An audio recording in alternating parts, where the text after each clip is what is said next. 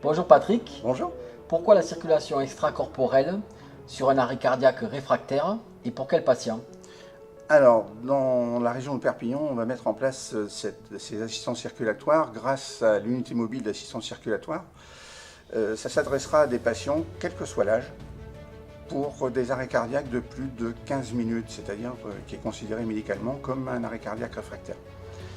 Ce sera une mise en place sur appel du SAMU et sur appel des sapeurs-pompiers. Donc concrètement, sur intervention, quel est le rôle des sapeurs-pompiers? Alors, le rôle du sapeur-pompier sera sur 4 phases. Premièrement, nous mettre en sécurité, l'équipe qui va mettre en place l'assistance circulatoire et l'équipe de SAMU qui sera présente. Deuxièmement, nous protéger malheureusement des réseaux sociaux, parce que là c'est certain qu'il y aura sûrement des personnes intentionnées qui vont vouloir filmer et tout de suite le passer sur les réseaux sociaux.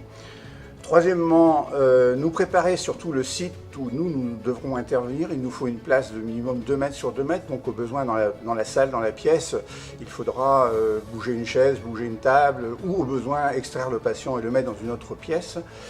Et dernier point, mais qui est le plus important, c'est déjà prévoir l'extraction après cette intervention, en sachant qu'il faudra impérativement que le patient reste sur un brancard à l'horizontale, et envisager au besoin l'utilisation de la grande échelle, d'équipes supplémentaires pour assurer la sortie. Dernier point, si dans l'équipe il y a un infirmier sapeur-pompier, on demandera à ce moment-là de nous préparer l'abord, c'est-à-dire au niveau du scarpa droit, le déshabillage et une première désinfection à la bétadine. Ok Patrick, est-ce que tu peux nous dire 2 mots sur l'étude européenne de la circulation extracorporelle?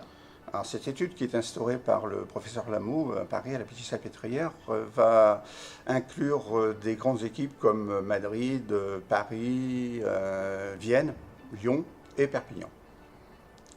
Alors, il est déjà prouvé dans cette étude préliminaire que la chance qui est amenée grâce à cette assistance circulatoire est de récupérer 30% des arrêts cardiaques réfractaires, alors que sur les techniques actuelles, on est malheureusement entre 5 et 6%.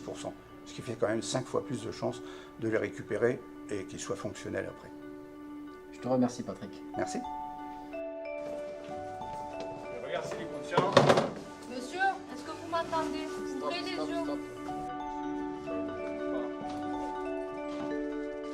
Il ne respire pas, il n'y a pas de pouls.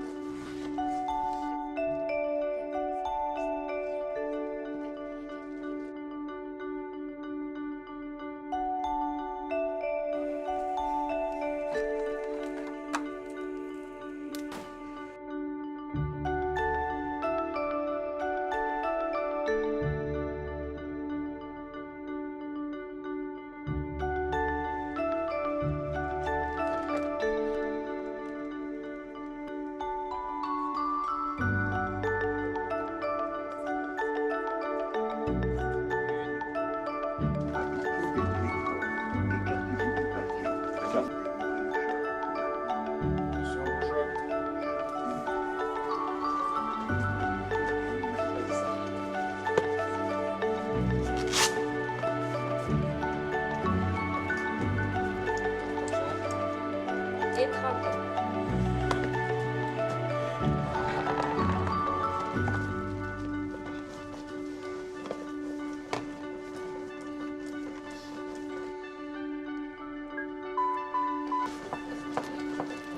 Et 30.